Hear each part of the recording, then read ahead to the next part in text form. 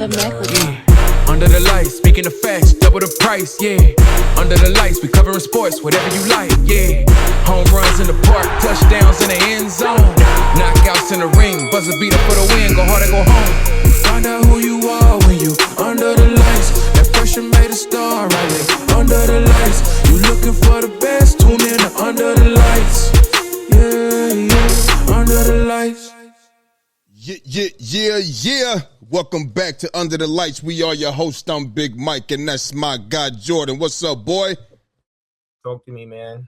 I'm bright and early, man. You know what I'm saying? I'm nice right now. We might have to, think about doing these ones a bit this time, man. Come on, man. Yeah, man. I hear you, man. You know what I'm saying? I'm glad to be back. Happy Monday, everybody.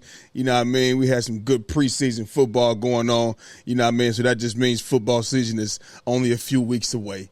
And it is. You feel what I'm saying? But for the viewers right now, make sure y'all hit that like and subscribe button so y'all can be up to date with all things Under the Lights. That way you can be caught up on everything anytime we drop something. You understand? But listen, man, how was your weekend, bro? Everything was good, man. I know it's Monday where you at, but how was everything?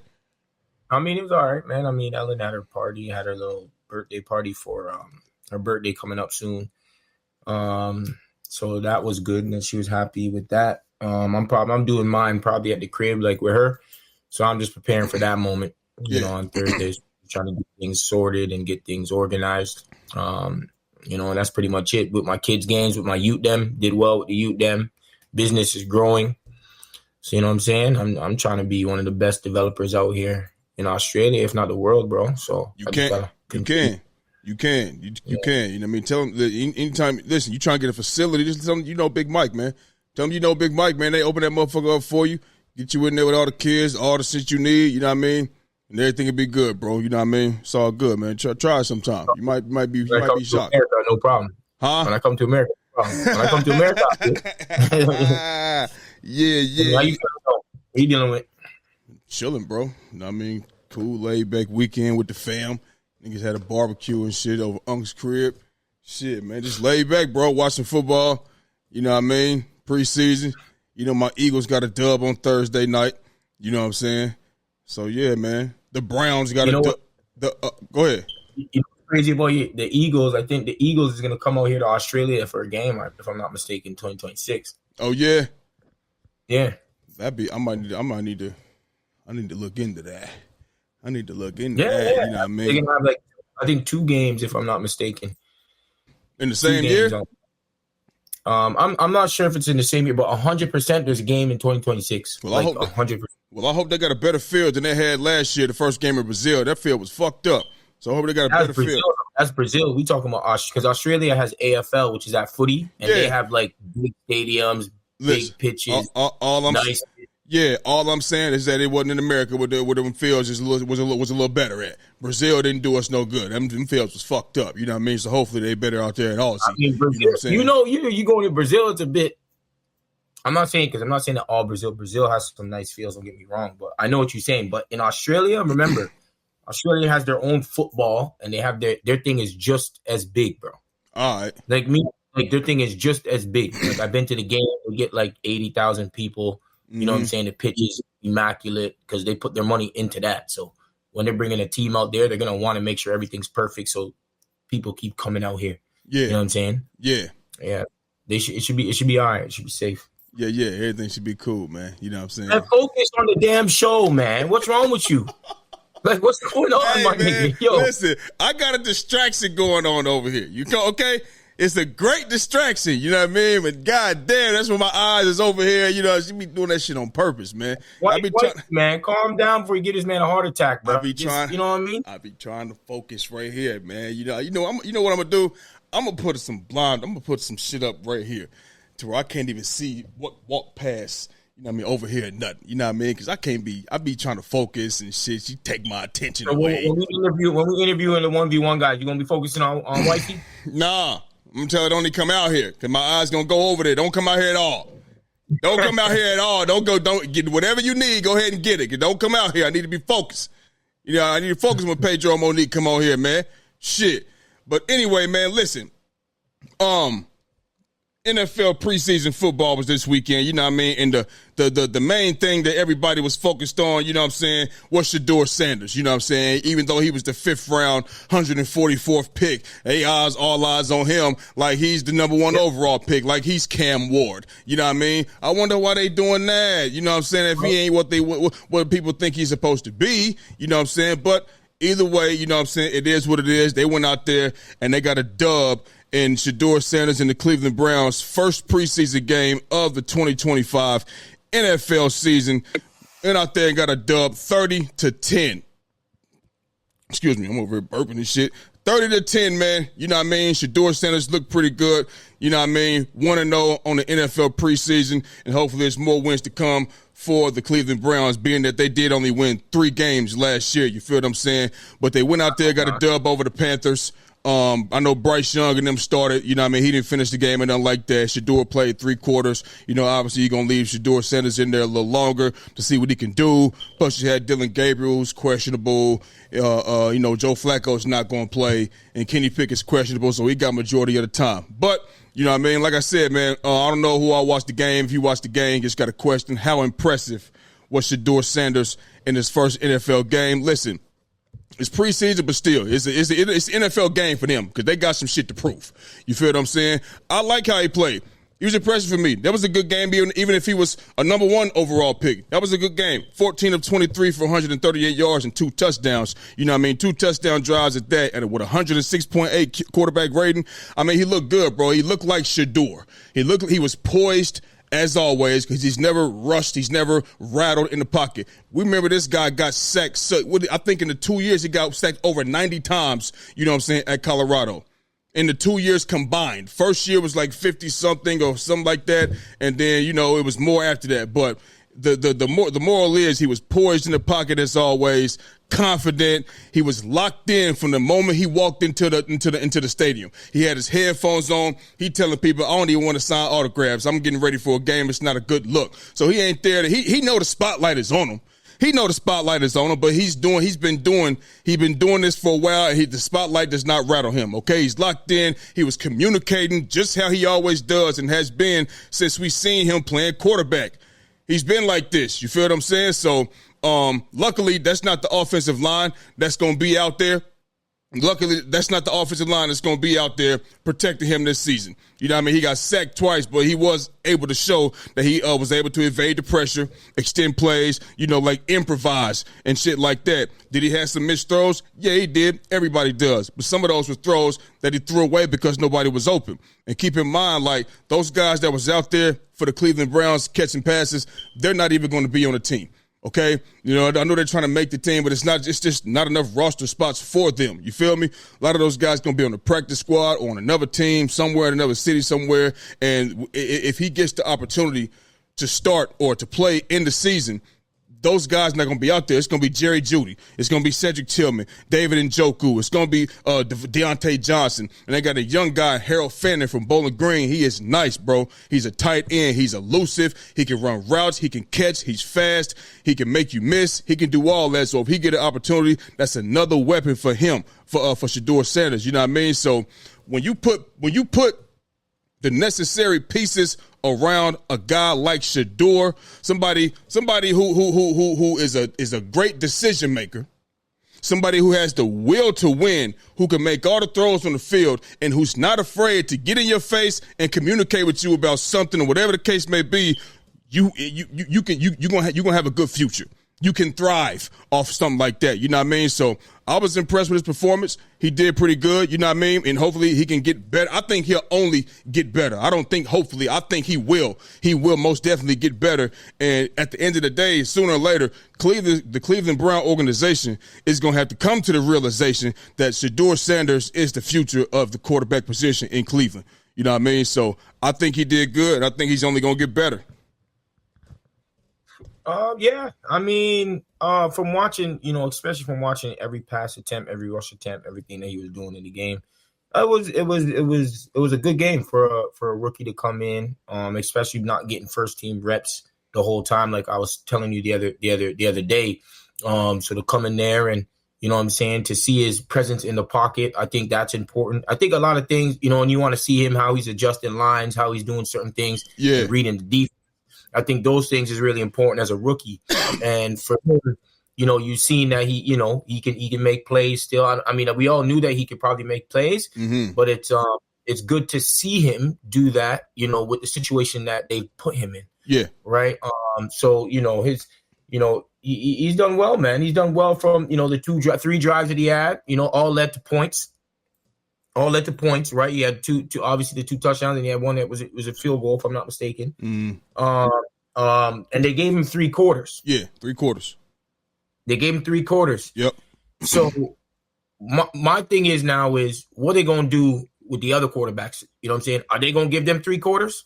You know what I'm saying? Like, what's going to happen? Well, you know, this is going to be the decision. Well, to me, because, I'm sorry. Go ahead. Yeah. Go ahead. My fault. Go ahead. No, but that's the question, right? That's the question, because if you give him 3 quarters and you already don't know, your quarterback room is all over the shop. Right. So you don't know what's happening. So are you going to give those quarterbacks also 3 quarters and we see what they can do now, right? Whether they do bad, do well, whatever it is. So then now you can get at least a understanding on what's the depth chart going to look like for the upcoming for the first game of the season. You know what I'm saying? Because if you're giving him 3 quarters, whether you thought he was going to do bad or whatever the case may be, and he did better than what most people or what the Browns maybe thought of, or I don't know what it is. But if, you know, he did his thing, boom. Now you want to see the other ones. You want to see Gabriel, right? You're going to want to see Gabriel. You know Flacco's probably not going to play because you know what Flacco's going to bring. Right. You know what he's going to bring, no matter what. But you want to see the other 2 players on the depth chart. You know what I'm saying? To give Shedeur a fair shot, because then if they don't do so well or they whatever, at least now, okay, you know what it is. You know what the depth chart going to look like. You feel what I'm saying? But I think that he did well, man. I would say I'd give him probably a B. You know what I'm saying? Because obviously he had some missed throws, and I think that's inevitable. I seen him get out the pocket, make some running plays as well. So, you know, he can get out, he can move a little bit, which that's also important, especially in today's game with quarterbacks nowadays. So I think that's really good what he did. What do you have? I think he had rushing 4 for 19. Yeah, 19 yards rushing. Yeah, which 5 yards a pop, which is good, right? And I think he had a few bigger runs, if I'm not mistaken, you know, to bump up that average. So, you know, I was impressed with his performance, man. I was impressed with his performance. You know what I'm saying? Especially with all the hate and stuff that he's been getting throughout since coming into the league since draft night, even before draft night. I'm about to say this was way before. This was Colorado when they decided that when he was going to Colorado. Oh, he can't do it. He ain't gonna be able to do that. You know, he can't. You know what I'm saying? So yeah, it's been like this. He's been performing. But I don't want Browns to do well, though. I'm going to just keep it all the way on. You know what I'm saying? I don't give a damn what it is. It ain't you, Shedeur. You feel me? I don't give a damn. Yeah. You're a Raven. Yeah. It's not Shedeur. You know what I mean? It's just the Browns in general. You know what I'm saying? Yeah, for sure. Right. To answer your question, though, about do they give the other guys 3 quarters? Well, like you said, for Flacco, no. You've been, boy, we already know what you're going to bring. We already know what you're going to bring. You know what I'm saying? Whatever. Boom. And, you know, Kenny Pickett, no. He shouldn't get no quarters. No, he shouldn't. You already know what he is already. Kenny Pickett's not good. He's not. You're not going nowhere with Kenny Pickett. Nowhere. You know what I'm saying? Dylan Gabriel, you need to stay on the field, baby. You know what I'm saying? If he's healthy enough to play next week, he's not questionable, you feel what I'm saying? Then okay, then you do a half and a half. First half this guy, second half that guy. And you can have a good assessment then. You know what I'm saying? So because look, it ain't like even if a team decides to play some starters, they're not going to play the whole first half. They not, because it might be a situation where the first 2 drives, what if Dylan Gabriel, he's going up against the guys. You feel what I'm saying? But then when Shedeur gets in, and he struggles, but when Shedeur gets in, he's going up against the other guys that's not even going to be on the team, and he flourishes. Well, that's not a good assessment. So, but I'm saying, so even still, if they do bring the starters out there, Dylan Gabriel goes first, he's going to have enough time to go against the second, third, fourth string or practice squad guys because the starters is not going to sit up here and play a whole quarter or a whole first half. So they'll both have the same adequate amount of go time against or play time against the same type of caliber guys. And then you figure it out and you do it like that then. You know what I'm saying? So if he's eligible to play because he's not injured, half and a half. But if not, you know what I'm saying? You do the same thing again. Hell, give him the whole game. Give him the whole damn game. This is the future of the Browns, bro. Not Kenny Pickett. Most definitely not Flacco. And it's not Dylan. Dylan Gabriel wasn't better than him. Bro, Dylan Gabriel was not better than Shedeur Sanders when they was in college, bro. He's not a better quarterback than Shedeur Sanders. Bless you. And he's not going to be a better quarterback than Shedeur Sanders at the pro level. All of this stuff is an agenda, man. It's a fucking agenda to get at Shedeur Sanders and primetime Sanders. If you go back and look at the college game when they first went to college, them guys acting like they going out there playing against primetime. It's not. You know what I mean? This is the agenda to say, hey, you ain't bigger than the brand. You're not bigger than the NFL. Bro, he had 5th round, 144th overall pick. The man that sold $14 million in jerseys. Did you see the people out there in Carolina? Did you see the number 12 jerseys in Cleveland Brown jerseys way in Carolina? You know what I'm saying? Bro, ain't nobody buying no jersey just because you popular. You got to be doing something. You got to be doing something. The people know, the fans and the players know Shedeur is that guy. They know, and like I said before in my soliloquy, the Cleveland Browns are going to have to come to the realization, maybe they already have, I don't know, that Shedeur is the future of the Cleveland Browns, barring any injuries. He is the future and the best quarterback in that room. So it is what it is, man. No, the Joe Flacco and Pickett don't need no quarters. You already know what they are. Come on, dog. Come on, man. You come on now. You already know that shit. Them boys is stop. Hell no. But look though, with Shedeur Sanders' performance, do you think he put the NFL like on notice? Like, okay, he here now. This is him. This is him, and we're gonna have to watch out for this guy in a little while because he's gonna be one of them guys. Do you think he put the NFL world, football world, on notice? I mean, I don't want to go and say put him on notice. You know what I mean? I think because if that's like people already knew who Shedeur was, you know what I'm saying? But the thing is, I think 30 other teams are watching. They're not, you know what I'm saying? I think they're watching because if the Browns are going to make him the 4th string quarterback and they're not going to take him, you know what I'm saying? Then some other teams might pick him up. You know what I'm saying? But I wouldn't say put him on notice because I think yeah, I mean, to be honest with you, let me take that back, man. And I guess he kind of did then, right? Because if he's a whatever pick, right, that means a lot of teams didn't take him. Right. A lot of teams didn't take him. So if a lot of teams didn't take him, that means a lot of teams didn't think that he was equipped, or a lot of people didn't want to deal with his daddy, or a lot of people thought he was, didn't, I don't know, he wasn't really smart with football thing. You know what I'm saying? With football things like being a quarterback and all that, with interviews and all that stuff we've been hearing about him. So people must have thought a certain thing about him. But then when you see him coming up in the game now and you see the performance that he can do, whether it's against third, fourth, whatever it may be, they see he's a serviceable quarterback. Mm-hmm. So in other words, that means, yeah, I guess he did put other teams on notice and he put them damn well they should be, right? Because to be honest with you, it is hard to find a quarterback that can put you to bring you, that can change your organization, right?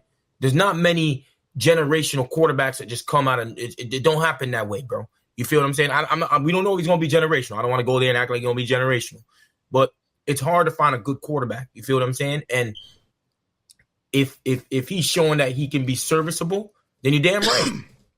NFL, it's about winning games, bro. Serviceable. And if you can find a quarterback, huh? Serviceable. Serviceable just sounds like he's okay. I don't like that fucking word. Choose a different word. Choose a different word. No. I'm going to say something. The reason why is because I don't want to sit there and I don't know what he's going to do in the NFL. We don't know if he's going to be a great, great, great quarterback. We don't know if he's just going to be an average quarterback. We don't know. You know what I'm saying? But he showed that he can play. That's what I'm saying. So they're going to look at him and be like, okay, he can play. Because if they thought that he couldn't play at the level because of whatever situation, whatever they thought, but now they see that, okay, he can So then I would agree that, yeah, he did put teams on notice. I would say that. You know what I'm saying? And whether he plays again or not, because then they're going to be like, okay, let's see if he does it again. Let's see if it's, the consistency. Let's see if he can do it again, or see if he can be consistent. So I would say that, yeah, he did put teams on notice. Just to answer the question direct, I think he did 100%. Man. Okay, so you said they probably thought, that he couldn't do Jordan. They didn't think shit. Like I've been said, this was in a fucking agenda. They didn't think a motherfucking thing. So quit saying that shit. You know that. I know that. They ain't got to deal with his father. Prime time ain't all. He ain't all in the media, all in the videos. He ain't trying to be Puff. If he ain't trying to be that, that's not what's going on. You know what I'm saying? Puff Daddy, that's a bad one to do. Come on. No, it's not, because the reference that I gave, you don't understand. The reference that I gave was from the Source Awards back in the day when Suge Knight got up there and did that, and he was talking about Puff. So maybe you don't understand that. So maybe that went. I understand that. Maybe it went over your head. But anyway, let's let it be. Let it lie. Let it lie. You feel me? They didn't think shit. They seen this dude go back and resurrect. Does Colorado do what Colorado does without Shedeur Sanders running the tape, running the show at quarterback? They don't. They don't get resurrected. They do not. They didn't have all. They had Travis Hunter, Heisman Trophy winner. Great. That was was they looking at? They said he couldn't do it either. Coming out of Jackson State, they ain't got. Colorado doesn't have a bunch of 5-star athletes everywhere. Or 4, they got 2 and 3-star athletes that now, since Shedeur and those guys went there, they have higher star athletes wanting to go there now. You feel what I'm saying? Because he helped resurrect Colorado. They seen that shit. They didn't think nothing. They didn't think shit. All right, so stop saying that. You feel what I'm saying? Listen, man. Did he put the NFL on notice? I'm gonna say this: when you have a legit defense, right? When you have a legit defense and you have been losing games, and they were a close game, the Browns weren't always getting blown the fuck out. You feel what I'm saying? And you have weapons on the offensive side of the football, and you're missing a quarterback to run the show. Everybody knows what's missing in Cleveland, which is a quarterback. Now you have that. Whether they put him in the game or not, whether they put him in the game to let him play to show what he can really do with the ones on Sundays and things like that, that's on them. But what I will tell you is this: these teams out here are more fearful of Shedeur being at the helm than any other quarterback on their team. When you got a guy that can make the throws, who's young, who can evade pressure, and who doesn't feel any pressure because he's been under the spotlight, and who can communicate and is a good decision maker, you can thrive. As I mentioned, Flacco is done, bro. He's washed up. Bro. He's done. He can't even stay in one place no more on a team. He doesn't even have a home no more. He don't know where he gonna be from, if it's gonna be the couch, if he gonna be in New York, if he gonna be in Indy, if he gonna be in Cleveland, he gonna be back in Indy, he don't know where he gonna be. That shit's fucking over with, bro. Shedeur Sanders can bring a spark to that team that none of those other quarterbacks can. The players know that he's the future of that franchise. And they want to play for Shedeur. I feel like they want to play for Shedeur. And Shedeur holds himself to a high-ass standard. So when you get out there with the ones, a team that wants to win, you know what I'm saying? You got a guy that's willing to do that, you know what I'm saying? Bro, why not? You seen this man go to college and, like I said, and resurrect that Colorado, bro. He can do it in Cleveland, too. So I think he put the league on notice, is basically saying like this: when I get that permanent opportunity, when they decide to put me in the game and I'm out here getting my weekly reps with the ones, and I'm in the film room with all that type of shit, you know what I'm saying? Listen, the Browns will no longer be a laughing stock. That's what I think he put the league on notice for. Because we all know they're missing the quarterback. They won't be a laughingstock no more. The organization will be resurrected. That they get by on defense anyway. Yeah, they won 3 games. They had a terrible, terrible line of quarterbacks. Terrible. They got a better one now. And they got some good weapons out there. Are they top tier? Nah. You got a 2 tight end set who I think Harold Fannin is going to be good. And we know what David Njoku is. Jerry Jeudy, is he a top 10 wide receiver? No, but he's good. Cedric Tillman, you know what I'm saying? Like, you got guys that can go out there and play football and go out there and make plays. Okay? That's what you got. And Shedeur has been dealing with that. At Colorado, did he have a Travis Hunter? Yes. What about LaShawnte Webster? Wester. What about Edwards? You know what I'm saying? Like, he's making names for guys as well that's not top athletes. So you got a team with defense that can run the football. You got a guy who can make real good decisions. And when he get his permanent opportunity, he's letting motherfuckers know. I think he's going to let motherfuckers know, like, look, it's not about to be a lab stock no more. Not at all whatsoever. He can go out there, Cleveland, the fans can go out there and put that Deshaun Watson shit behind them and move the fuck on. And eventually, they will be playoff contenders. And it's going to be a dogfight every time you go up against the Cleveland Browns. When Shedeur Sanders gets that permanent opportunity to be the man, yeah, that's what it's going to be. So I for sure think he put the league on notice to let you know when I get that opportunity, it's not going to be a laughing stock no more because I'm coming to play. And he can elevate the players around him. That's what I feel. Yeah, I mean, you hope so. I mean, you know, not all the times it always transfers to that in the NFL. It don't, but I believe he's one of those guys that can do it. Give him a shot. Got to give him a shot, yeah. We got to give him a shot, and hopefully he earns his shot. I just hope that he just like he's getting the opportunity right now, and I hope that he gets a fair shot. You know what I'm saying? And gets that opportunity. That's all we want. You know what I mean?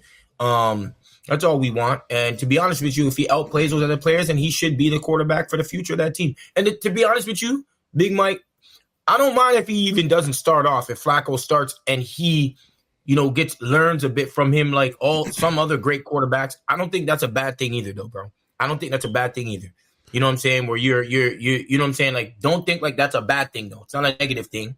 You know what I'm saying? Because there's both ways it can go. You can give it to someone just from the get-go, and then you just make him learn under the, you know what I'm saying? But then if you give it to Flacco and you allow him to be on the sideline and learning what you know, all the things that a quarterback needs to do, let's say on the highest stage with the whatever the case may be, like Pat Mahomes did or like Aaron Rodgers did, whoever it may be, I don't think that's a bad thing either, though. You know what I'm saying? And to be honest with you, I wouldn't mind doing that as well because it's not like let me tell you something, man. The Browns, I mean, listen, the Browns, they probably ain't going to do nothing this year. You know what I'm saying? I'm going to just keep it 100.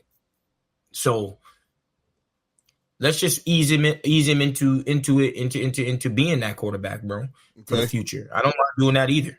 I don't mind doing that. Jordan. Okay. That sounds good. Oh, is that wrong? Okay, just listen to me. All of that sounds good. Let's sit behind the veteran and, you know, and you can learn from him and all that shit. Jordan, they won 3 games last year. Terrible. 3 games. This is a franchise that won 3 out of 17. You went 3-14. Even though Joe Flacco, I think he was with the Colts last year. Yeah, the Colts last year. I don't care. This is a 3-14 team. I can see if, you know, you remember how Aaron Rodgers came in and he sat for a few years behind Brett Favre? Yes. Brett Favre was still balling. You know what I'm saying? He was still getting money. Who's getting money in Cleveland? Nobody. You should put Shedeur Sanders in the fire and he gonna cool it down. You know why? Because he's gonna bring poise. He's gonna bring poise, and he got ice. You think that he's just gonna right away just be that guy? Jordan, what I'm telling you is that is the guy for the future. That's the guy who you put in there. Why are you wasting time with Joe Flacco? Why? I mean, do you think that Shedeur Sanders is better than Flacco right now? Yes, I think he's better than Flacco. You know why? Because he can move in that pocket. He can evade pressure. It's not like he can't make the same throws Flacco makes. He can. It's not like Joe Flacco. Joe Flacco has seen every defense, correct? And that's cool. He has seen every defense, and Shedeur has not seen every defense. So maybe he's seen a bunch of more things that Shedeur hasn't, and that's fine. Where has that gotten Joe Flacco in these last few years? He hasn't even been on nobody. He can't even stay on the team. He can't stay on the team. So I don't want to hear nothing about, let's sit back and learn behind him. What for what? No, let me get in here with my offensive coordinator weekly and my head coach in these meetings, in this film room, every day, every week. You know what I'm saying? Like Tom Brady taught him to. You know what I'm saying? Stay out of the mall, stop shopping, no videos, none of that stuff. Fuck the jewelry and stay in that film. Fuck up, buy those Rolls Royces, those cars, like Tom Brady said, and spend that time that you was doing that in the film room when he was in college. That's what he said. Fuck all of that. Get in the film room. That's how you get better. That's how, Jordan, when I was in class, math class type shit, you know when I got better at math? When the teacher called me up to the board and I was able to go up there and do it myself. When I was active. Instead of sitting in class like this for an hour and a half watching the teacher talk, when she let us get active, I was a better student. That's Shedeur. Don't sit him in the class for an hour and a half and he just got to sit here and watch and listen and he ain't getting no work done. Nah, put him up there. Put him up there, and he gonna get up there with his coach in the film room. And look, Joe Flacco, if you want to be in here with us, go ahead. You had your time. You've been Super Bowl MVP, wacko Flacco, all that. Oh my God, he just glides through the regular season, and then the postseason. Oh, he turns into Joe Flacco. Oh my God, oh my God, that time is over with. Why not start with Shedeur Sanders? Let him teach the class and let him get mentored and molded with his offensive coordinator every single day. And if Flacco want to be in there, you be in there to be a mentor. For what? We're not going nowhere with it, no way. Yo, I mean, if that's how you feel, and that's how it should go, cool. I have a question. What happens if he starts off 0-4? Then listen. And he's struggling. No, listen. That's what you want. That's throwing in the fire, Jordan. But listen, Jordan. Hold on. Okay. Hold on. So, but if that happens, correct? If that happens, I'm with you. You might want to sometimes keep it. It's like sometimes when you're the number one pick of from a basketball team and you go and you're on the worst team in the league, you're getting the reps and you're getting the playing time rather than someone that goes to a team that's already a championship team and you might not get any playing time. Like, which one would you rather have? You know what I'm saying? Some people would rather go and be the player that is on the bad team that's getting a lot of reps, that's getting a lot of playing time, that's able to go through those ups and downs, those growing pains as a professional. Yeah. I get all that, bro. Yeah. But all I'm saying is that there's going to be that time, and you know it, bro. And you know it. Think about this, bro. If they are 0-3 and say he's having a few bad games, bro, why are they not going to throw in a Gabriel? Or why would they not throw in someone else and say, you know what, maybe we're going to try something else? Because that can happen, bro. Okay, listen, because whoever you put in, look at the situation right now. Me and you both know Shedeur should have been drafted way earlier. Correct. We know that. Look at the situation. Yeah. If Shedeur Sanders goes out there and gets the job before Dylan Gabriel, he flat out earned it. They ain't giving Shedeur nothing. And if you gave a man the job that earned the job and they rookies, you roll with him just like you would roll with that vet until things just go haywire. Because it ain't like the Browns got playoff hopes or Super Bowl hopes this year. You build. That's what you do. And you give that quarterback the time that is necessary, needed. You don't take him out after the first 3 games. They both rookies. You don't do that. He's proven to you he's a better quarterback for your team. To be a starter, to be a starter than this Dylan Gabriel guy. If that's how it plays out. If he earns that star position, because we know they ain't giving him nothing, so he flat out earned that. You go with Shedeur for the year, bro. You don't just those 3 games and say, all right, so that's what throwing in the fire is. Because when Shedeur Sanders get out there, they going to throw every defensive coach is going to throw everything from the book at this guy. And that is how you learn. You don't learn quarterback as a rookie in 3 or 4 games. And it's not like he out there with a bunch of weapons. You feel me? So if he does start 0-3, so the fuck what? So what? Didn't nobody do that when Peyton Manning was out here throwing 21 interceptions. Nobody did that shit. You go with who you go with. And if you telling me that he does this shit, now, if you telling me he's just doing poorly for the year, okay. Then look, guess what? What you know moving forward, it's going to be a battle at quarterback camp in the offseason. That's what you know. But it ain't like they got they that team like, man, we one quarterback away from, like the Bucs that year. The Bucs, when they had all those guys and before Tom Brady got there that year, they were saying they was a quarterback away from going to the Super Bowl. And they was. They got Tom Brady and they got Gronk, 2 and AB, but the rest was history. They was a quarterback away.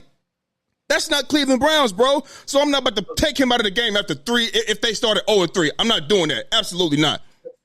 Yeah, well, that's the question. And if you wouldn't do that, then that's cool. But remember, they also, whether or not he won the quarterback. There's always, like, I always say this, bro. And I will always say this until the day I die, bro. Okay. Players that, like, if I'm on a team, right? I played professional soccer. Everyone knows this, right? Yeah. And I'm training, and they're training better than they whatever. They win the battle of whatever in training. They go and they play the game, right? And they starting over me, right? But they're not good in the games. Yeah. But then I go in there. We're both same number of years playing, first year. I go in there now, because they're going to put me in there maybe, a few reps. Yep. And I'm doing better. Yeah. The coach going to be like, okay, we're going to stick with the next nigga. Yeah, yes. So what I'm saying is this. They drafted Dylan Gabriel too. Whether or not Shedeur outplays him in a preseason, let's say they're starting off 0-4, they can do the same thing because Dylan Gabriel's a rookie too. And when you are playing professional, shit, if they're saying, you know what, shit, bro, we're 1-4 right now or 2-4, Shedeur ain't playing well, we going to try the other rookie right now too. And nothing's wrong with that either. And if that's the case, because that's what it is, bro. This is a what have you done for me lately? Niggas about wins and losses, my nigga. That's what it's always gonna be, bro. And if he is struggling, and they drafted another quarterback also, so why wouldn't they give him an opportunity to what they gonna wait and then do the next year and give him that chance? Jordan, when they probably could draft a different quarterback, because this was one of the worst quarterback drafts in for a while. So what are we talking about? You would have a case had this been the Steelers, like if they was like the Steelers. Remember last year they thought, man, they just needed a little bit more quarterback play and they can go, boom, they can go do something. You know what? We're going to take him out of the game, take Justin Fields out, in comes Russell Wilson. If this was a situation like that, then yes. But since it's not 3 games, it's not enough, bro. That's not enough, bro. That's not enough to just say, you know what? Let's just start over. Dylan, come on in here. I just don't think that's enough, bro. Because it's like I said. Go ahead. I hear you, bro. I hear you, but I'm saying it depends how well he plays. No, listen. If he ain't playing well, and it's like, yo, like he's having a hard time, then they might just throw in Joe Flacco. Maybe they might. They probably will. They listen. If he's struggling, they'll probably go. They probably won't go rookie to rookie. They'll go rookie vet. You know what I'm saying? And then if Joe Flacco is fucking up, hey, fuck it, Gabriel. And, bro, listen to me. I'm not out here saying just give Shedeur the keys, and even if he's fucking up, leave him in the game and leave him. I'm not saying that. All I'm saying is three games. It's not if you play. Listen, Shedeur's not about to go out here and just play poor, bro. He's a better football player than that on any level, bro. On any level. Struggling and playing poor are 2 different things. Okay? Now, if Dylan Gabriel, if Dylan Gabriel's playing better, then you go with him. I ain't saying just fuck Dylan Gabriel. I'm not saying that. But you're talking about you want to pull the man for struggling in the first 3 games at quarterback. At quarterback. That's not enough, bro. It's not enough. 3 games, a lot of games, bro. Man, 3 games ain't enough to justify that quarterback. It's a lot of games because the NFL is only 17 games. So that's a lot of games. It's like if Jordan have 4 games, a quarter of the season done. Listen, okay, look, we're going to move on because I just feel like if they had playoff hopes, then you could be saying, 3 games is, you know what, that's a lot of games. We can't be giving up 3 games. But they don't. Jordan, listen, Jordan. Miles Sanders signed with this team, right? He know they ain't going nowhere. They only going up. They're building. Okay? I don't know, man. They're building. What the Pittsburgh? If Pittsburgh come out, you have a shitty. What's his name? A shitty fucking.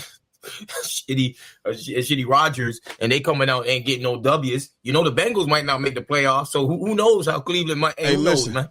Winning 3 games, you're not making the playoffs. It's not going to happen. You know what I mean? Yeah. How often does that happen? Huh? How often does that happen where you have a team that doesn't do well for 1 year and then they come back and they come in with a especially in the NFL? Well, I tell you what, if they do come back doing something like that, I wonder who the quarterback gonna be. And if it's Joe, and yeah, I wonder who the quarterback gonna be. You know what I mean? Because that's gonna play a huge part. If it's Shedeur Sanders, then we got something cooking. I mean, just a side question. I mean, I know, we be 40 minutes in.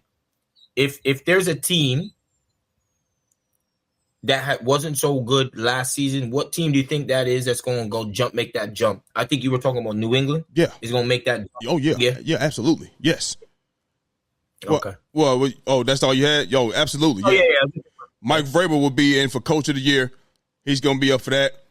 If they had a comeback team of the year, if they had that would be one of them. They'll be in the running for that. Oh yeah, for sure. Okay. Yeah, for damn sure. All right, man. Enough of the Shedeur talk. You know what I mean? Let's stick with the NFL though, right? You know what I mean? Football season is oh so close. First game is September 4th. My Philadelphia Eagles play against the Cowboys. We host the Cowboys in Lincoln Financial Field in Philly. You know what I'm saying? Cowboys coming into town. It's banner night. We're gonna hang that banner up in the stadium. If I'm not mistaken, they already got their rings. You feel what I'm saying? Going into this season though, what is your biggest concern for your Baltimore Ravens heading into the 2025-2026 season? Talk to me. I mean, you can hit it out first. I know mine's O-line. Mine's O-line right now. Just say something. Just say something real quick. Go ahead. In training and practices, because I watch the mini camps and all that type of stuff. And yes, sir. Our O-line is having a hard time at the moment. You know what I mean? Harbaugh's been kicking them out, putting a whole different new O-line in there. They be getting a lot of false starts. You know how we were I think the worst team in terms of being penalized in the NFL. We're terrible. Yep. We were terrible. Yes, you were. Yeah, we were fucking terrible. But our O-line is our biggest issue, and that has to get fixed. We just lucky we have a quarterback that even when people get into the backfield that he can kind of move. Yep. You understand what I'm saying? Yep. If we didn't have that, we'd be struggling. And that's why a lot of the times, people are open because he can extend plays and people just get open. But our O-line is 100% the one issue at this very moment that we have that I think we're going to be not the strongest. You understand what I'm saying? Mm-hmm. That's easy. That's an easy question for me. That's about it. Because I think when you look at our whole team as an overall, I think that like we're good in everywhere. Besides that one, I would say is the only one where we're not like. I mean, that's just say we haven't been doing too well, especially in preseason at the moment with our O-line. So right. Everywhere else, we're kind of we're at the top. You know what I'm saying? Y'all have a whole new O-line or? No, it's we don't have a whole new O-line, but like even from last year, like they were boosting about Falele, like how like we just weren't that great of an O-line, bro. We just weren't. We were never that great, and especially we had injuries as well. Listen, look. I think you more so talking about the penalties. I mean, little shit. No. But I mean, I'm just saying from mini camps, bro. Our O-line has been struggling, bro. Okay, so you're not. Okay, look. Let me take this out of last. Let me take my mind off last year because I'm looking at O-line was. I know they had penalties, but the man threw for 4,000. Derrick Henry rushed for 1,900, over 1,900, almost 2,000. That is a damn good offensive line. You know what I'm saying? You're saying in many camps now they're struggling. Okay, so you talking about now? I'm talking about now. Yeah, I'm talking about now. Talking about now. We don't want to talk about last year. But listen, can I say something? I mean, y'all got a good D-line. It should be some struggles. That D-line is good. The rushing, it's you know what I'm saying? That front seven is good. So if that's a struggle, if they're struggling, you got the same offensive line coming. And if you did have some injuries, they should be back now. You threw for 4,000 and rushed for over 1,900. You should be having some struggles, bro. Yeah, but the thing is with that, like a lot of the times, like because we have Lamar, when we are in the option and with giving it to Derrick Henry, or we have it's Lamar Jackson provides such a big threat. Like, it's going to open up some because you got two guys to worry about. It's going to open up things, and I don't think just because like he had like a lot of times he's getting out of pockets, and then making plays. Yeah, you know what I'm is. saying? Like a bit overblown about our offensive line. Like for me watching every single game. Listen, when it comes to running the football, that motherfucking line is good. Them holes is open like hallways, man. Remember, a lot of the times it's like Derrick Henry. There's a few times where he gets open field, but remember, he's breaking tackles too. For sure, he's breaking tackles. And sometimes it's just because they. I remember one game we played Pittsburgh, right? Mm-hmm. The amount of times that the I think it was the linebacker or someone was following every time Lamar Jackson faked, they went to Lamar Jackson. It's a spy, and it was like he's a spy. Yeah, and Derrick Henry free. I'm just like, brother, like what we doing? You know what I'm saying? Like, because it causes a problem, is what I'm saying. It's not as if Derrick Henry by himself down there is going to be an issue, because it's not like Derrick Henry the previous year before. It wasn't like people were talking about, Derrick Henry's getting up there in age. Bro, he came back here and it was a different story, brother, because you're playing with one of the greats. Man, listen, bro. Derrick Henry been that nigga when he had Ryan Tannehill, bro. Yeah, but if you've seen this was his best season. You remember that 2000 season? His yards per attempt, everything was high, bro. Yeah, I'm with you. Remember, they were talking about Derrick Henry. I don't know if you know, but I watched a lot of this stuff. Hold on, give me one. Okay. I watched a lot of stuff. They was talking about Derrick Henry, talking about when he was, he's getting there, 30, the running backs at that age. You know what they talk about. That shit don't mean nothing to me. Blah, blah, blah. So it wasn't as if getting Derrick Henry thing was like, oh, he's going to go off for 2K. No. Yes. Maybe not 2K. No one was thinking that, brother. Listen, nobody's going to say just 2,000, right? I had Saquon going for possible 2,000. I had Derrick Henry going for over 1,800 yards. Over. I mean, easily. You're an anomaly. But but Jordan, you got to understand, those little logics that people go with, that shit don't matter no more. Oh, he's getting above 30. That shit doesn't matter. If you can ball, you can ball. It's just like, you know what? It's just like the logic. Look at basketball now, right? Yeah. You do not have to have a bunch of superstars on your team to go win a championship. To get to the finals. Look at the Pacers. Look at OKC. Yeah, we know Shea is a superstar dog. Them other niggas ain't superstars. Yeah, but the game is different. It's different now. You feel what I'm saying? So you don't necessarily take care of himself too. Derrick Henry takes care of himself. Yeah. So listen, I'm saying the game is different now. You ain't gotta have all of that no more. As long as you do those little logics and shit, it's really going out the window, bro. You gotta have this to win a chip. No, you don't. You know what I'm saying? Oh, when you get 30 to running backs, they don't really. No, it's not. That's how it used to be in the past, years prior. You know what I'm saying? The training and the way guys take care of their bodies and all of that shit now. It's like stop it. Like, you could call Derrick Henry damn near the LeBron of running backs. Why do I say that? Because Derrick Henry is a physical specimen and he's still moving. He may be a tick slower. LeBron may be a tick slower. That's fine. He's still strong. You ain't gonna bully him. You know what I mean? That's Derrick Henry. So he's crashing that mode. You know what I'm saying? Along with, a couple of like other guys, whatever the case may be. Like all that, he's 30. That shit don't mean nothing. Them little logics and shit, that shit old, man. That shit going out the fucking window. But I'm with you with that. But I'm with you with that. I'm with you 100% with that. Okay. I think I don't think it's old, but I think that with certain generational players that do whatever, because like they do what needs to be done in order to extend their careers. You know what I'm saying? I think you might see more of that. Previously, before, especially in the NBA, like players were done at like when you started to get that 30 age. Yeah. You know what I'm saying? Around 32 and 30, and they were like, it was a wrap, bro. Dudes playing 11, 12 years, 13 years, and they up out of there.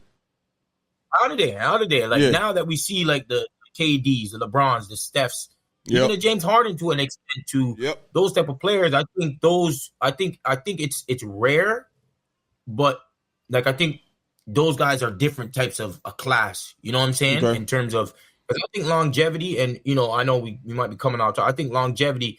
People try to make it seem like it's an issue that LeBron or these players are playing for so long, bro. If you can play, I tell you this: someone that tries to sit there and tell you that people should stop playing as they get older, bro. If I can play still at my age at a high level and play professionally, you damn right I'm gonna do that. You're gonna play. You think like don't let these people tell you, oh, he should stop playing. It's 40. This is a young man's get out of here, bro. If he's still one of the best players in the league, why am I not still playing? I remember when they were saying Tim Duncan said he need to go ahead and no, he shouldn't. Tim Duncan, his game does not rely on, it's not based on athleticism. What's his nickname, Jordan? Mr. Fundamental. The big fundamental. Your fundamentals will take you a long way versus you being just faster than everybody. You know what I'm saying? He doesn't have to put the team on his back no more. That's why you have a team for. And Tim Duncan, he may not be the guy to say, hey, I need a bucket, like when he was 25 and shit like that. But he can give you a bucket. Why? Because it's all fundamental. It's fundamental. So if you can still play 38, 39, you know what I'm saying? Unless you're telling me you slow and you can't move no more, okay. But if you 38, 37, 39, and you still moving, and you ain't out there, you slowing around and shit, why would I stop playing? Why would I stop playing? I mean, we might get off a little track a little bit, you know what I mean? Let's get back on topic, man. Listen, my biggest... But I wanted to talk about your guy real quick, just real quick. Go ahead. You remember we were talking about Derrick Henry, but yeah. You don't think Saquon Barkley... I know he's on the Giants, which is not the greatest team at all. Yeah. Don't get me wrong. But him coming over to Philadelphia, not just having the best O-line in the game, but also having Jalen Hurts as a dual threat quarterback as well. Yeah. I think if he were to just have, like, say, Joe Burrow, I don't think he's going to have the same success as he would having a Jalen Hurts. And that's the only thing I'm talking about when it comes to Derrick Henry as well. I think having those dual threat quarterbacks that are actually, tip top, like obviously Lamar Jackson is probably the greatest dual threat, but having Jalen Hurts there is like, it helps Saquon Barkley, bro. Yeah, for sure. Yes. But I'm saying, and obviously having a great O-line, because the amount of times that Saquon Barkley just runs through when he doesn't even get touched. Yes, sir. I think there was a where he doesn't get touched for like, I don't know what it was. Like 5 yards is 5. Hey, shout to our offensive line coach in Philly, Jeff Stoutland. We call him Stoutland University because he can take a guy and mold him and make him to be something that you never thought he was going to be. So we got Jordan Mailata out there, who was a rugby player. He's one of the best offensive linemen in the league. When Lane Johnson came in the league, he was damn good, but he was much better with Jeff Stoutland. Landon Dickerson, Jason Kidd, like our offensive line coach is second to none. Second to none. You feel what I'm saying? And I said in the beginning, I thought the reason I thought Saquon could go for 2,000 was because he was behind our offensive line. He wasn't going to have to be carrying the whole load. You know what I mean? Like he was in New York. You know what I'm saying? And we got Jalen Hurts at quarterback, and we're going to be running the RPO, and that's going to take the focus off of things and all of that shit too. You know what I'm saying? So that's why I said that about Saquon Barkley. You know what I mean? I'm not thinking about your ass right now. I'm not thinking about you, motherfucker. I'm not. Man, I'm trying my best. Listen, man, try harder. Try harder, motherfucker. Look, though, but let me give you the biggest concern of my team. It's not the offense. It's not the offense because why? Everybody's coming back. If anything, we added a piece in A.J. Dillon. He was a big guy who can run. He can catch out the backfield. He's strong. He's been out of football for a year and a half. I think he had a neck injury, but he was in the preseason game. He's happy to be back. He's running, getting tackled, lowering the shoulder, and everything's good. You know what I'm saying? That's another running back that we got that's big and powerful to get between them tackles. So we added that on offense. Jahan Dotson, he has had a whole offseason with us now. And he was out there getting some money on Thursday night with the offense in the pregame. Thursday night against the Bengals. So even though that's the guys that's not going to be on the team, whatever. Well, you know what? That's a lie because they actually started some of their guys. I don't think they started their secondary, though, like that. But even still, it's good to see Jahan Dotson out there getting involved, running routes and catching passes and being a target out there for the team. Now, my biggest concern is our defense, and it's at the corner position. Kelly Ringo at the corner position. Kelly Ringo and Adoree Jackson. Kelly Ringo been on the team. I wanted him out of Georgia in 2023 draft, if I'm not mistaken. Yeah, I wanted him out of Georgia.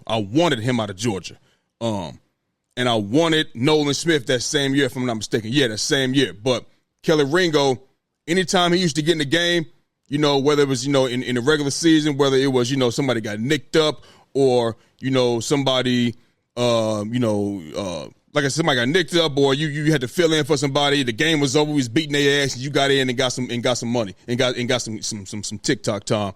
They always attack him and it's always they getting catches. And he was on Jamar Chase. Now, obviously, we know Jamar Chase is one of the, if not the, one of the top wide receivers in all of football. And he's a very tough cover. But it's a different from getting, you know, you getting beat on a route and you just lost out here. You getting whooped. You know what I'm saying? And Kelly Ringo was getting whooped on the routes. I think every throw that was thrown to him, they caught it. And I think the same thing with Adoree Jackson. I think he was like 4 or 5 catches on him as well. You know what I'm saying? We just signed a corner from the Raiders, Zachorian Bennett. Now, when I look at his film, I like him a lot, Jordan. He's actually had starting playtime for the Raiders. But you know, the Raiders is on the lower end of the NFL. You ain't really gonna know what's going on, especially with a cornerback out there, right?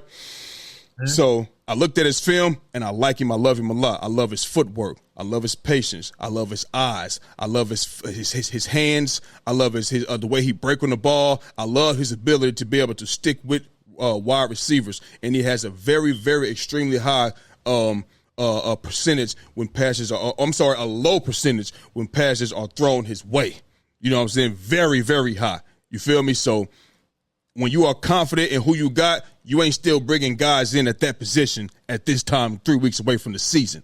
You know what I mean? And when I seen Adoree Jackson and Kelly Ringo in preseason, I was like, I see why they brought Zachorian Bennett in.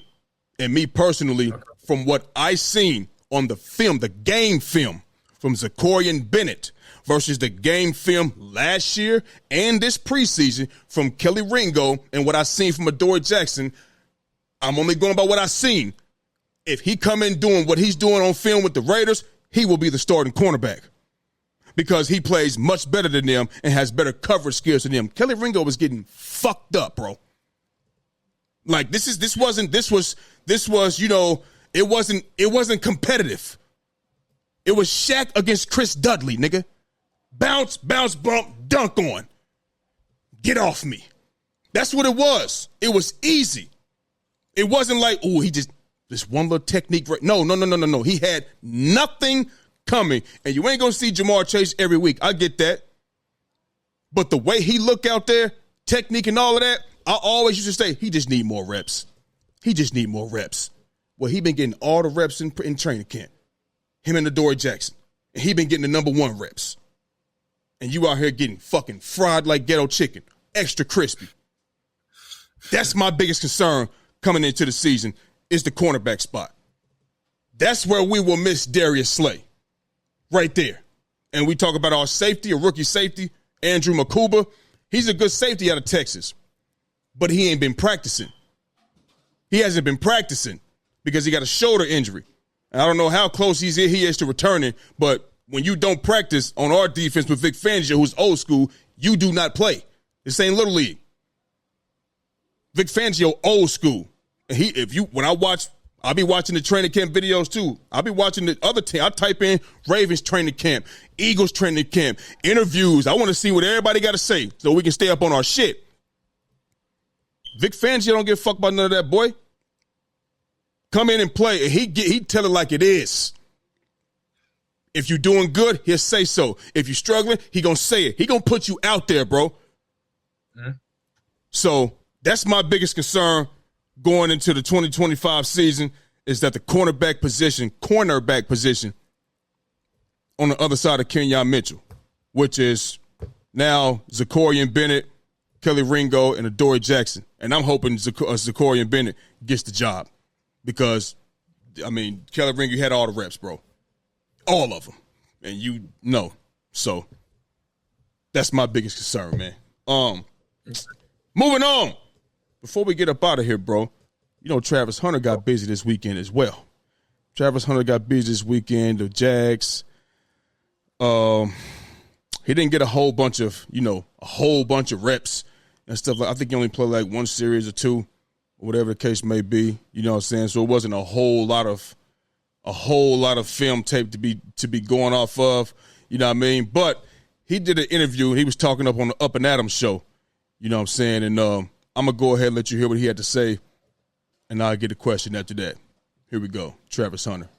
Travis, there's like this lack of maybe like understanding or like belief, or just people maybe think like everything is so hard. Is this hard for you now that you're here? You've been here 3 weeks.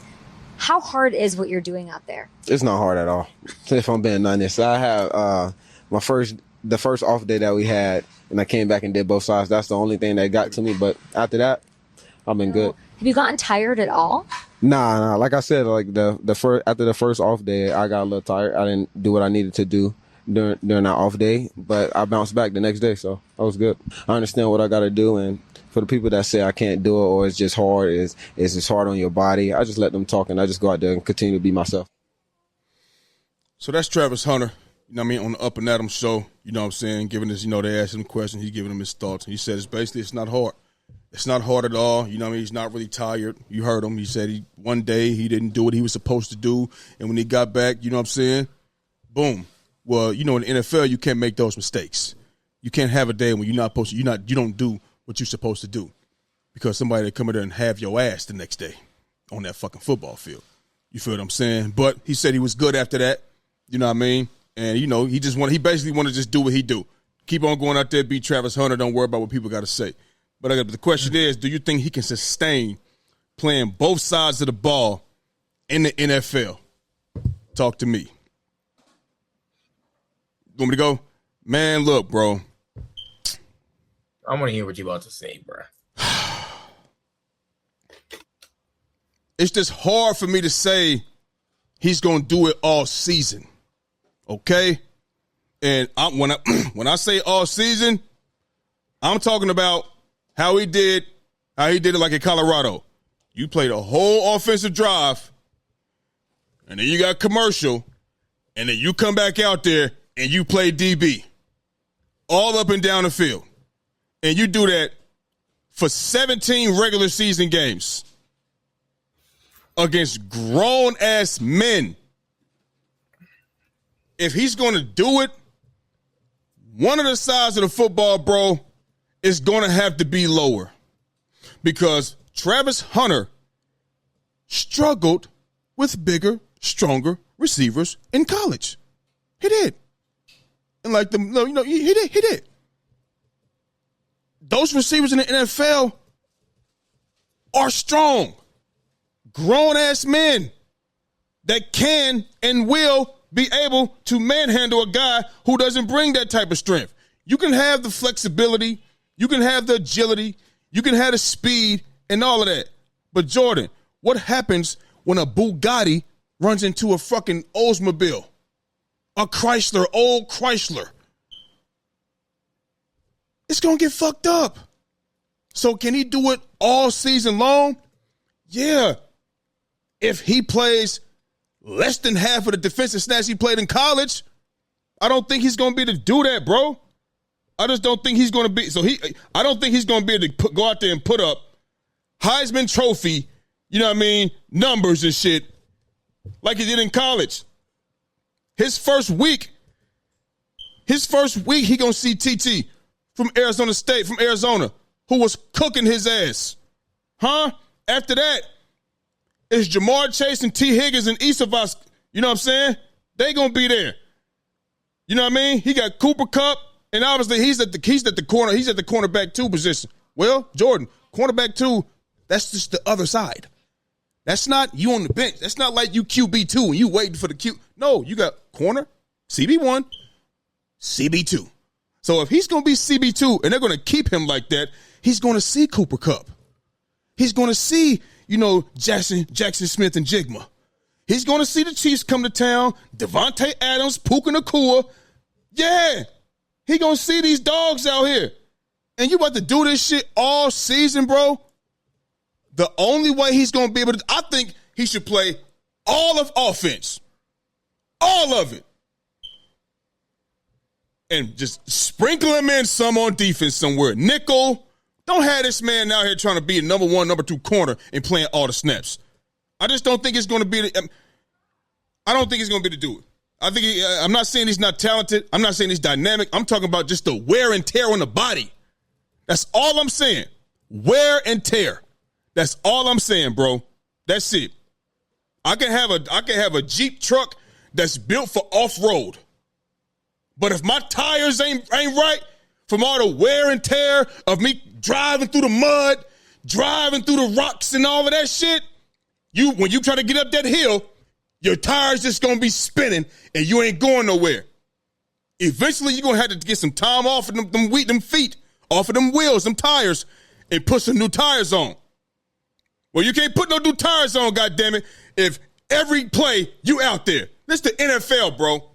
So I'm not saying he can't do it, but some gonna have to come down somewhere. That's all I'm saying. Let's be honest. Let's be honest. It doesn't really happen often, right? This type of stuff at all. However, everything is changing, man. Yes. Things are changing.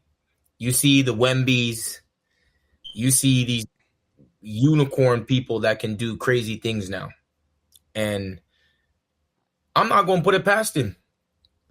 I think that, how you're saying one has to go down. I think I agree with that, but one might have to go down. Yeah. But I don't think it has to go significantly. Like, I think he can play, like, and maybe he can be like second and third down on offense or whatever the case may be. And then play the DB, because I think they say he's better at DB. I mean, he's better at cornerback than he is a wide receiver. That's what people think. But what do you think with that? You think he's a better quarterback? Man, listen, he ain't winning Heisman just playing corner. No, I know that, but I'm saying, do you think he's a better quarterback than he is receiver? Listen to me. He's not going to win the Heisman playing corner. He won the Heisman majority off of what he did offensively. Therefore, he is a better wide receiver than he is a corner. Why? I think, really? But listen, at wide receiver, you have the ball in your hands. He is dynamic with the ball in his hands from what we've seen. Okay? He is. So I just mentioned to you. Go ahead. Keep going. Go ahead. Finish up. No. I hear what you're saying, but the thing is, Big Mike, this is me. Honestly, if he didn't play on the defensive side of the ball, I don't think he wins the Heisman. It's the reason why he won the Heisman is because he played both. He played both sides. Understand this. And he played it both at the elite level. Cool. What I'm saying is this. All right, so look, let's just say he did play wide receiver and corner.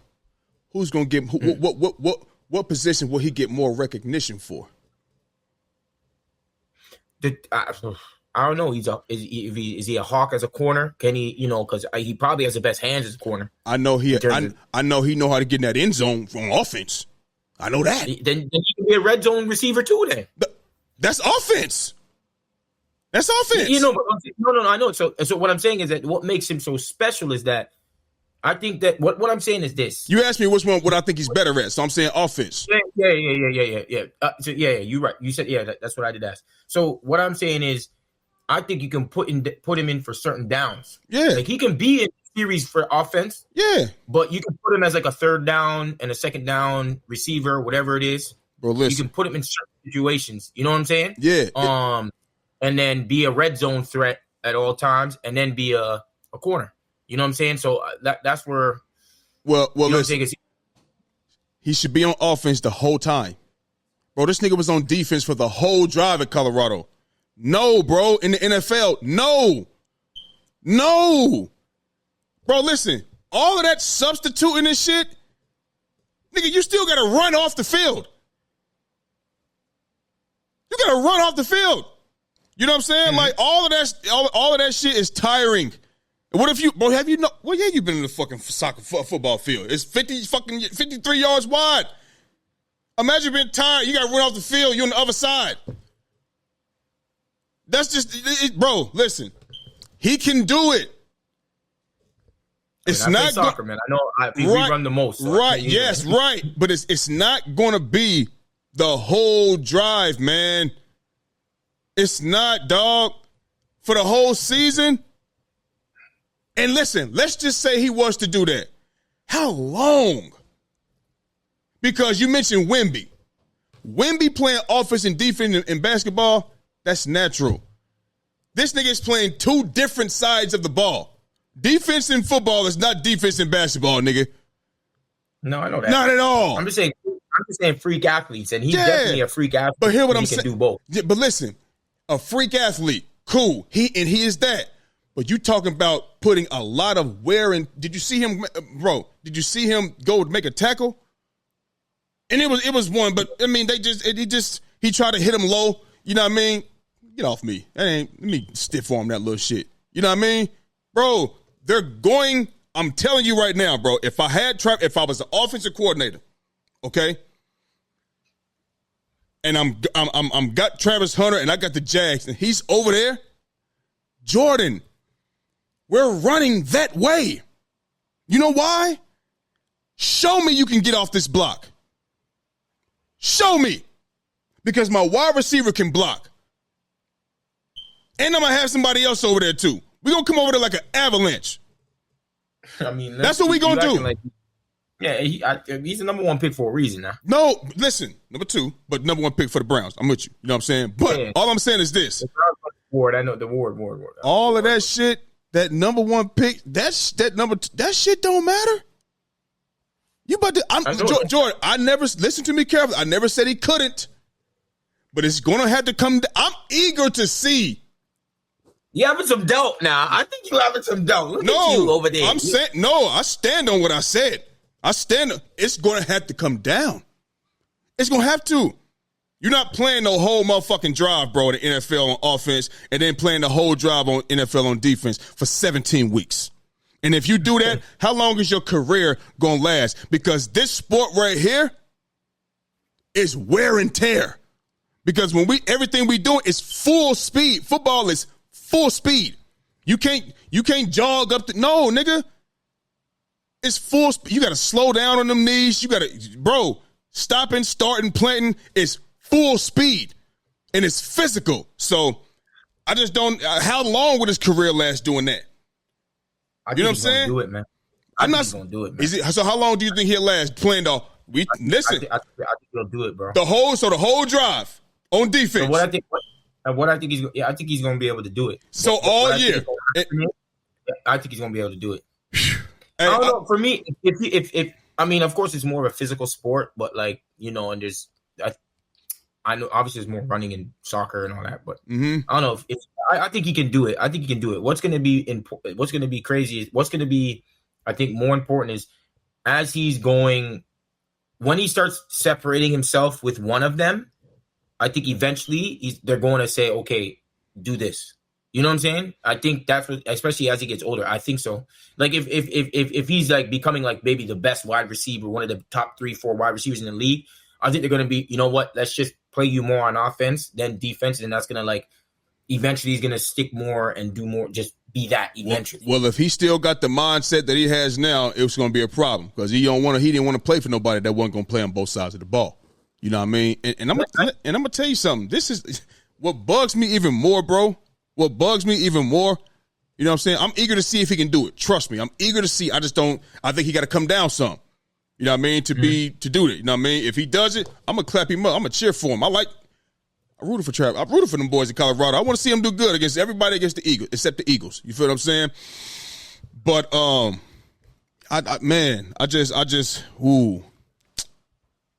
don't know, bro. I don't know, man. It's just hard for me to say he's just gonna go out there and do it. You know what I mean? I don't know. But what bugs me even more before we get up out of here, what bugs me even more is that the Browns could have got Shedeur and Travis Hunter? Like, was that not that's the dumb, you could have got Shedeur and Travis Hunter. You could have got two guys. That's what makes it even. Why Why are you saying the Browns? Like, why are you saying the Browns? How could they have got? Because they could have traded up they could have traded up and got Travis Hunter, knowing you wasn't going to draft Shedeur to the 5th round anyway. You know what I'm saying? You could have drafted Travis Hunter, and then you could have got Shedeur. Period. No one was giving up that pick. No one's going to give up that pick. They gave up their pick. I think the Browns gave up their pick from 2 to 3 or some type of shit. I think they gave their shit up to the Jags to get that pick.